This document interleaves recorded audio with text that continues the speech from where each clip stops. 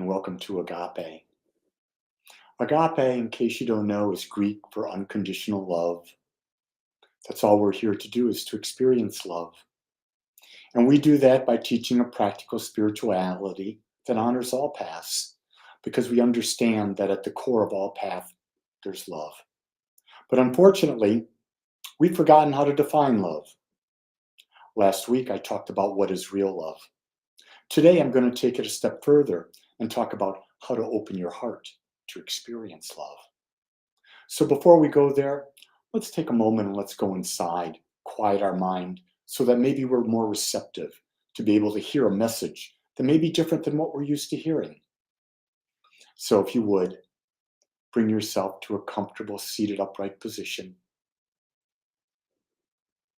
Your back is straight. Hands gently rest on your lap. Eyes closed. All awareness on the breath. With every breath, breathe that breath deep into your heart. And as that breath moves into your heart, it clears it. It opens it. It nourishes it. It rejuvenates it. For the breath is life. And when we accept that breath into our heart, we allow our heart to connect with the infinite heart, the divine heart, the great wisdom, the allness.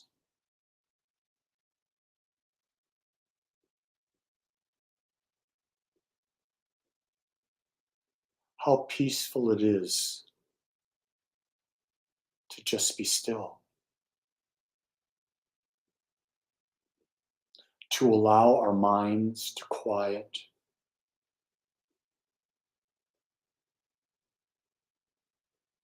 and our bodies to relax.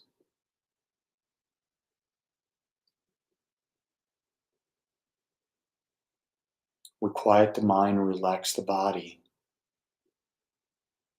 We're able to hear the heart and its message of love, a message that is unique to us. For we see life uniquely, each of us. And so the lesson of love has a little different twist for each one of us. But yet our heart knows the way. It knows the way back to allness, to love, to a perfect state of being, where there is eternal peace and infinite love.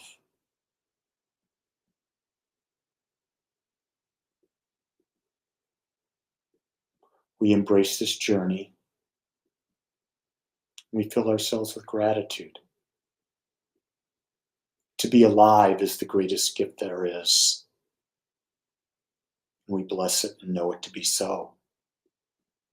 So gently now, start to bring yourself back to this time, to this place, to this day. And when you're ready, move your hands, your fingers, your head, and now open your eyes to a greater and greater expression of divine love. Today, I'm going to talk about how to open our heart. Because as I witness the world, I see people, their hearts are closed. You see, we live in a world where we often close our hearts to protect ourselves. I watch people, whether they're in relationships, or they're dating, or they're leaving relationships, and they feel that the only thing they can do is to protect their heart. And the older we get, the more we protect our heart, because we've gotten into the habit of thinking that the heart needs to be protected. And that's the lie we're telling ourselves. Our hearts don't need to be protected, only our fragile ego. So let's take a few moments and understand the closed heart. A closed heart is guarded, resistant, and often filled with pain and disappointment. Think about your life. How many times have you thought you were in love and then that person didn't live up to your expectations or you didn't live up to theirs and you got hurt? Well, maybe, just maybe, you were living up to the wrong definition of love. What if you embodied the idea that love is the awareness and acceptance of our wholeness, and love is the awareness and acceptance of the other's wholeness? And then, as whole, perfect beings, you came together to collaborate, to support each other in living an expansive and fulfilling life. A different way of looking at it, isn't it? Then you wouldn't have to rely on that other person pleasing you and doing what you want. You see, we often close our hearts as a defense mechanism against being hurt and disappointed.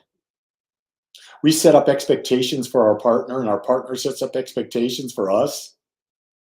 And when they don't meet it, we don't think they love us, and we're greatly disappointed. Well, that's not their job. Their job's not to please you. Where did you come up with that silly idea? My wife's job is not to please me. My wife's job is to support me while being her most authentic self. And my job is to support her while being my most authentic self. And we share the journey. And in sharing the journey, guess what? We make it fun. Why would you live this life if it wasn't being fun? You see, a closed heart is constantly seeking to avoid discomfort and seeks to be in control. So let me ask you the infinite question. Are you trying to control your partner? You trying to control your kids? You trying to control your friends? You trying to control your parents? That's the ego. There's no love in that. That's slavery. And when they don't live up to your ability to control them, what happens? Oh, you don't love me. No, they just are following their instinct. And what's their instinct? Freedom. At the core of each human being is a desire to be free more than anything. And yet our ego wants to control our partner. And then we've got partners that are trying to control us. And when do we rebel? When we feel we're being controlled. You see, a closed heart limits our experiences and keeps us trapped in a cycle of suffering. If you have a closed heart, what are you not going to do? You're not going to try new things. And if you're single, you're certainly not going to try a different type of person, because if you're single, you've been wounded so many times, guess what? You're trying to get someone that you can control better, and it's never going to happen. One of the key things to opening the heart is letting go. When we hold on to our past experiences that are attached to negative emotions, our heart remains closed. Do you get that you have an experience? That experience is brought into your mind. Your mind looks at the subconscious part of it, sees whatever emotions you've got attached to a similar experience, attaches that emotion to it. So if you've had negative experiences in relationships, you'll go into a relationship, you'll see a quality that comes up with someone else, you'll identify it with a past quality, attach a negative emotion to it, and bam, you're never going to have a new experience, are you? Because you're in fear. You're attached to not having it the way it was. The only thing that can free you is to let go. What is letting go? It's forgiving. When we release the negative emotions, the experiences have over us, our hearts can begin to open. So what does that mean? It means to find a balance in life, to realize that in every situation, there's yin and yang, there's good and bad. It's all a matter of perception. There's nothing that's not a matter of perception. When you can embrace that, my God, you're going to set yourself free from the illusion that you can control. You see, one of the greatest tools we have is to practice mindfulness and awareness. By practicing mindfulness, we become aware of our inner experiences And without judging them, we begin to understand the patterns that keep our hearts closed. That's right, we can go and look inside. We can look at our past relationships, the experiences in relationships, not judge them, but begin to understand, how did the ego, mine and my partners or ex-partners, come into play? And then my response was what? Yeah, to close my heart. But you've only got this moment. Why in the heck would you have your heart closed in the only moment you've got? Unless you didn't believe you were worthy of a greater experience. Because without an open heart, you're not fully experiencing life. It's a very limited experience. When we are mindful, we observe our thoughts and emotions as they arise and choose not to engage with them. As we continue to do this, we can detach from the habitual responses that lead us to close our hearts. One of the things that I love about the teaching of Sri Maharishi, Ramana Maharishi, is that he says, accept everything as it is. When you do that, you're in the moment. You're not in judgment. You're in love. There's never a need to forgive. By being a witness, your body's still going to have the same sensations. Your mind's going to still have the same feelings. But you, the you that's really in there, it's observing it. And it can observe when you start to have these feelings come up. And it can shift the way you perceive. And so then you become the master of your mind and body, instead of allowing the body and the mind to be the master of you. And now we can enter into a meaningful relationship, a relationship that is aware and engaged in becoming more aware of the beauty of this magnificent life. One of the things in order to become mindful and aware and to engage in love is to embrace and be vulnerable. Opening our hearts requires that we become vulnerable by willing to experience a full range of emotions, good and not so good. Let's be honest. Everyone is going to please you, and then you're going to be displeased with them because they're not going to meet every expectation. Sometimes they will, sometimes they won't.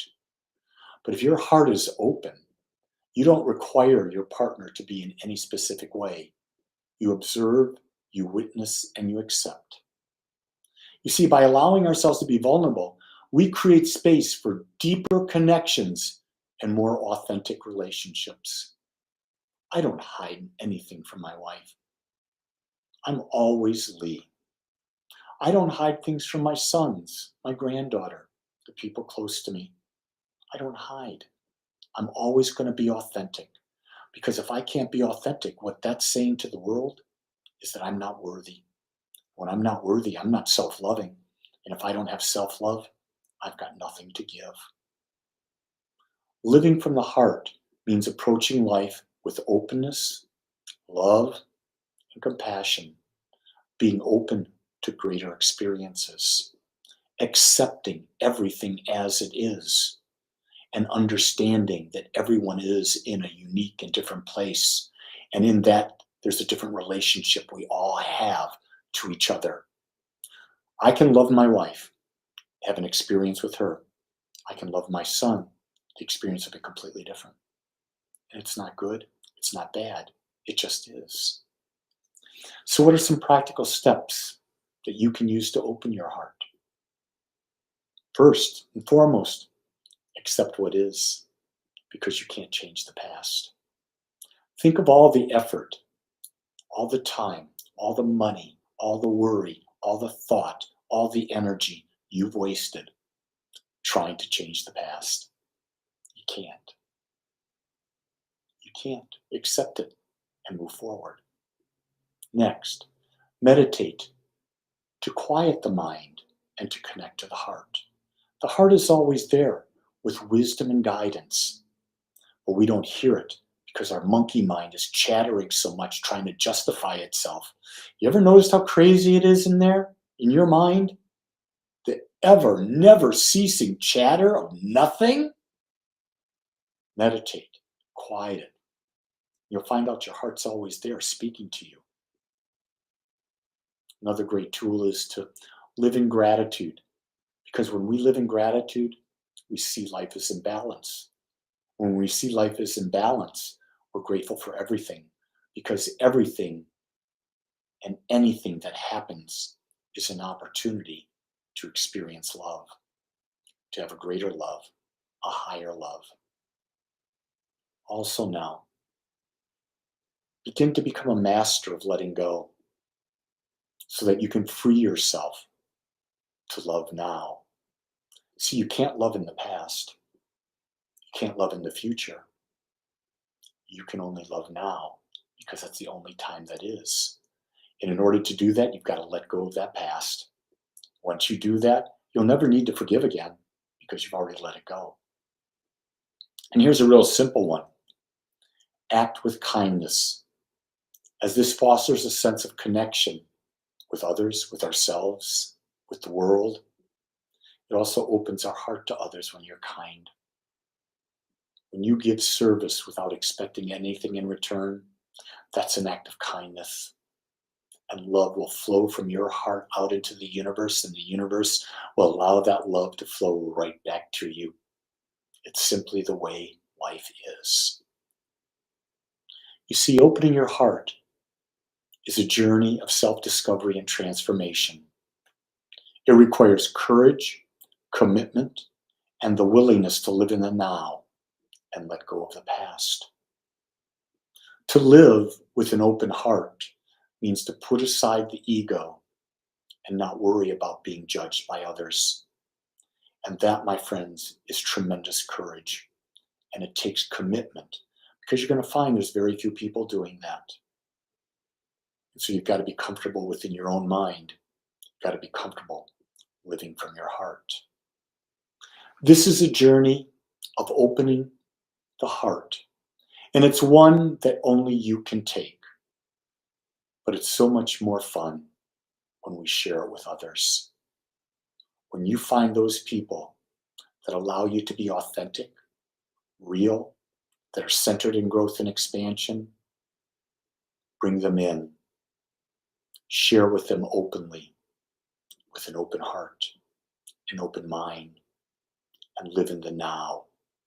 And you will discover love right here on planet Earth today. I want to thank you for taking your time to be with me today. If you enjoyed this message and want to plug into Agape, go to agapespiritualcenter.com. And while there, go to the calendar and you'll see all the various ways that you can plug in. We've got so many things being offered on Zoom, so many things on Zoom. We have a few things in person, but mostly Zoom. It's the way of the world now. Podcasts, videos, gatherings, classes, workshops, meditations. It's all there. Also, if you would like to support us as we bring this work to more people, it requires us to spend some money.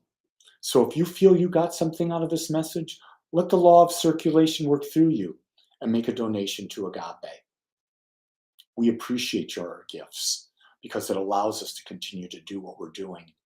And we know that if we touch one life a day, we're changing the world. Join us on this journey and let's change it together.